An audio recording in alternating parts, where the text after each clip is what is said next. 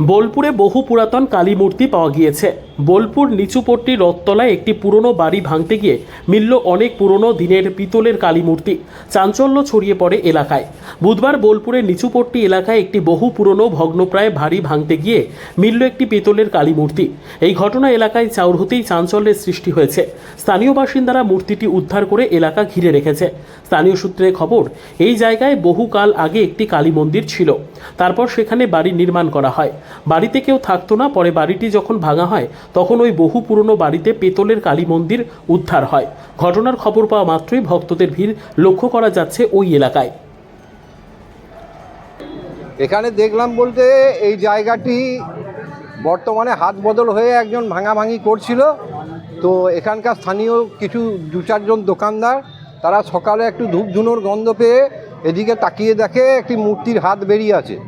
পরে আমাদের এইখানকার স্থানীয় একটি ছেলে ব্রাহ্মণের তাকে ডেকে তারা এই মূর্তিটি উদ্ধার করে। ছেলেটির নাম হচ্ছে রামকৃষ্ণ চ্যাটার্জি এবং এই মূর্তিটা এখানে দীর্ঘদিন ধরে বহু পূর্বে সেই সিপাহী বিদ্রোহের আমল থেকে এখানে একটা পঞ্চমুণ্ডির আসন হয়ে কালী প্রতিষ্ঠিত ছিল।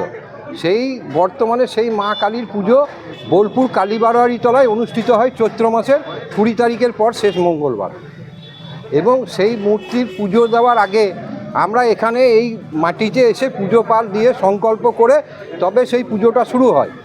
এবং আজকে এই মূর্তি পাওয়ার মধ্যে দিয়ে মোটামুটি প্রমাণিত হয়ে যাচ্ছে যে এইখানেই মূর্তি ছিল এবং পূর্বেও এখানে পুজো পাল হতো। এরপরে কি চিন্তাভাবনা রয়েছে এখানে? চিন্তাভাবনা বলতে আমাদের তো বহু পূর্বে থেকে ইচ্ছা ছিল এখানে একটা মন্দির করার, কিন্তু বিভিন্ন রকম পরিস্থিতির জন্য জায়গাটি থেকেও হাত দিত না, যেহেতু মায়ের মন্দির আছে বলে। তাই এরা বর্তমানে ভাঙাচোরা করার ফলে মা আবার স্বমহিমা নিজের জায়গায় ফিরে এসছে। জায়গাটা কাজ ছিল এটা? এটা বহু পূর্বে ছিল। জায়গার তখন মালিকানা ছিল না। পরে ভারতীয় সেটেলমেন্ট জরিপ হওয়ার পর এর মালিকানাটা যায় মেমারি বিষয়ীদের হাতে। বর্তমানে বোলপুরে গোলকবিহারী চট্টরাজের নাতি রাজা চট্টরাজ এই সম্পত্তিটি খরিদ করেন। তিনিই ভাঙাভাঙি করছিলেন এখানে।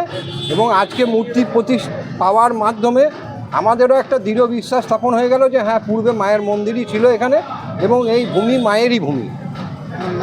আমার নাম দেবব্রত দুবে। দেখলাম বলতে আমার দুই বন্ধু আমাকে ডাকলো, ওরা আগে দেখেছে, জাস্ট একটু সামান্য হাতের মতো কি বেরিয়েছিল, ওটা গোল্ডেন টাইপের। তখন আমাকে বললে যাবো বলতে দেখো তো। এসে আমি দেখলাম, তখন দেখলাম যেটা পুরোটাই মূর্তি।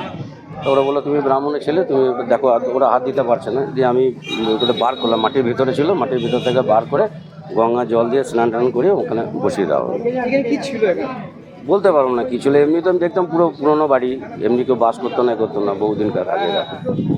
একটু ওটা বলতে পারবো না, ওটা আমার জানা নেই কী মানে হতে চলছে না চলছে। না, ভাঙাভাঙি কদিন ধরেই চলছিল। তা এই জায়গা পরিষ্কার টরিষ্কার চলছিল। পরিষ্কার করতে গিয়ে তখনও বেরোয়, আজকেই জাস্ট ওরা পরিষ্কার করে বেরিয়ে গেছে। আজকেই রিসে হঠাৎ মানে মাটির ভেতরেই ঢুকেছিল, মাটির ভেতর থেকে বার করা হয়েছে। ওটা কালী মূর্তি। ওটা তো এখানকার যে পুরনো বাসিন্দা তারা বলে, এখানকার তো আমি এই দিকটা নয়, আমি ওই দিকে। রামকৃষ্ণ চ্যাটার্জি।